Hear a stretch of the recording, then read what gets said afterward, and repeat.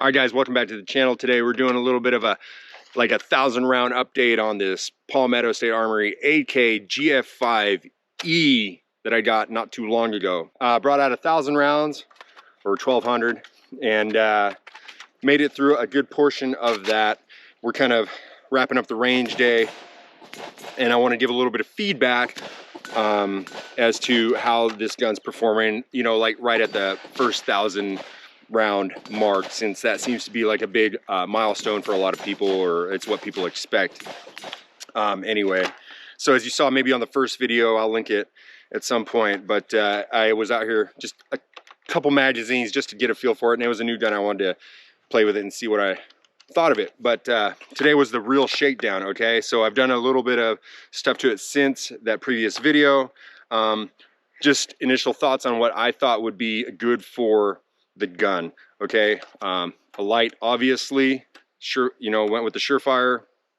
I got the larger charging handle. That's from TSS. It's American made. That might be an issue nowadays, getting some of that Russian import stuff with the way things are. I went ahead with the EOTech. Brought it pretty far forward and it seems to be working okay. This is the higher EOTech of the two. The other one that mounts a little bit lower, I think would be probably better suited for this one. I've had that on here actually, but that was not mine, so I'm using what's mine. A little grip in the front, sling of course. PMags, you know, they're working real good. Those are the ones with the polymer little lip, with the polymer little dingus here. I went ahead and ordered some with the steel insert, just because it's going to make me feel a little bit better. So what do I think so far? I haven't had a single malfunction today.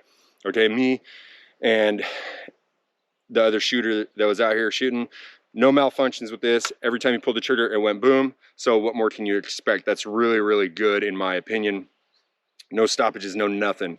Okay, we're not using like some premium ammo. It's just the regular Russian steel cased ammo that you get from anywhere.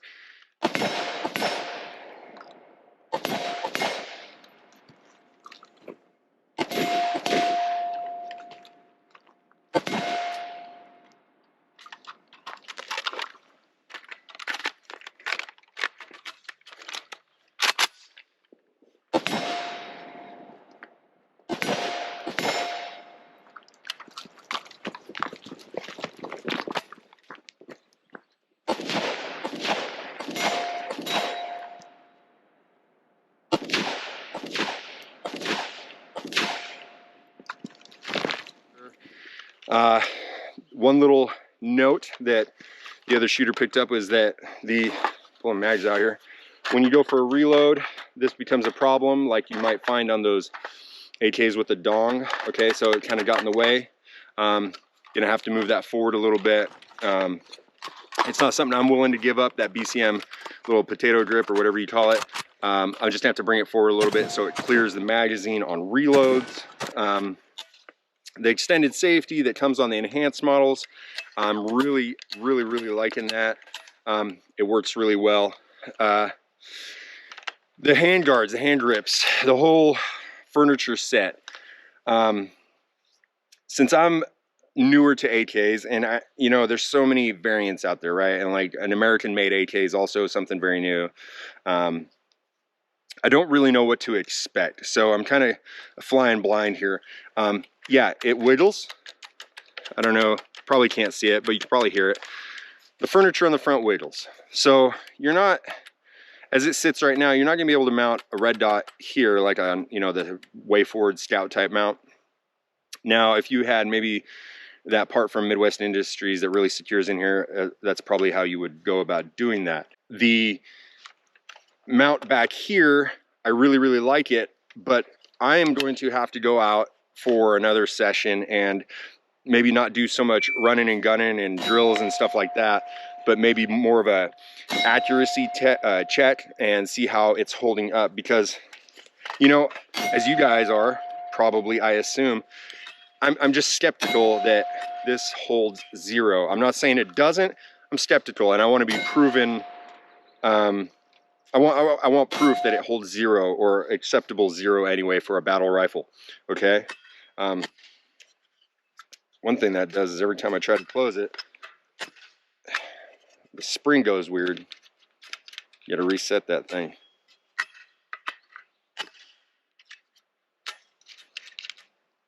Here I am telling you how great the gun is, and I can't get the thing to close. There we go. So it closes right up. So like I said, I want to be proven. I want the proof that this holds 0. And also I zeroed it at 50 yards, and I think I'm going to go switch to a 25-200 0. I think that would be better suited for me and this gun and the type of shooting I do. Anything on the back here, that's all fine. This is holding up nice and solid. A huge benefit, I think, to this handguard style versus traditional AK stuff is the venting, right? Because this is going to shoot a little hotter than your AR-15s. I was wearing gloves, but not for the heat. I'm just kind of getting in and out of off the ground and stuff. I like wearing gloves. As you can probably tell, there's a lot of trash. People leave their trash out here, and I don't want to get cut up. So I like to wear guns when I'm doing that kind of stuff. But typically, I don't want to wear guns or gloves. Excuse me. But the heat was dissipating real quick. It was not an issue, and we got this thing pretty warm. You know, we're running 2, 3, 4 magazines even on some of these drills, and it was more than tolerable. And it's probably because of the way I'm gripping it down here versus, you know, like a clamp or anything like that. I'm getting most of my purchase down here on the little BCM grip, so that's probably a factor to that too. But this thing, it seems like it breathes really well, and that's definitely a plus. Iron sights, can't speak to that. I don't use them. I don't care. It's not something I'm gonna invest time into. But as it stands right now, just at about 1,000 rounds, this gun it's living up to my expectations of, you know, what I bought. What am I comparing it to? There's another AK out here that you saw. It's an Arsenal that also runs great. It's different. It's a different gun. You know, AKs, as you know, are not all the same. Okay, they're not like ARs where they're pretty much identical.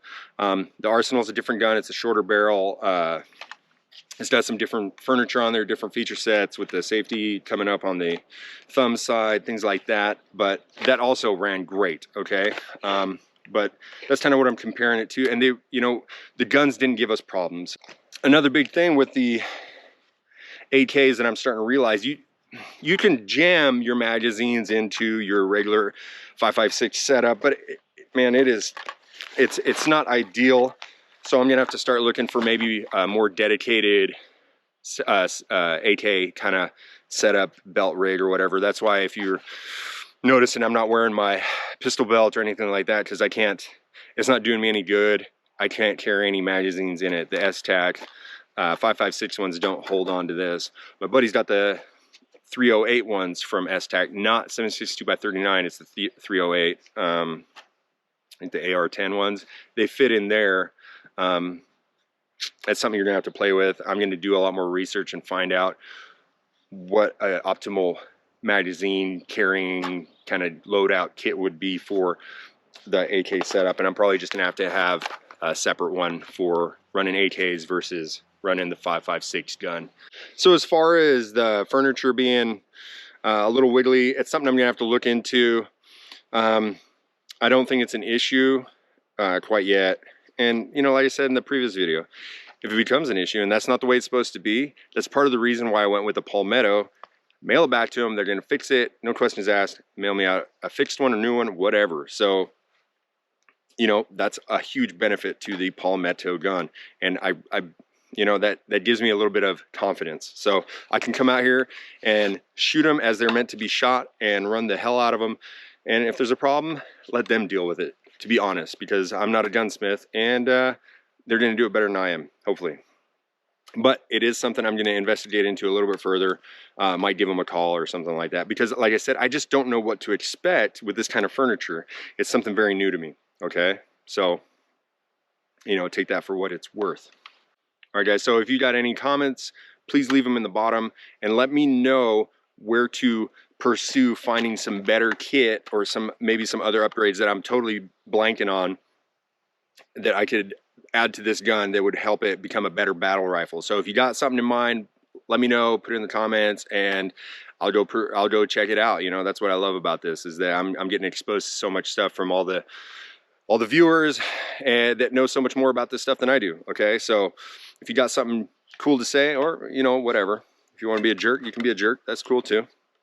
It gives people something to read. So thanks again for watching, and please stay tuned for more cool stuff. I got a lot more guns and suppressors and things like that that I'm going to go take out to the range and do a lot more shooting with this summer. So thanks again for checking it out. Have a good day.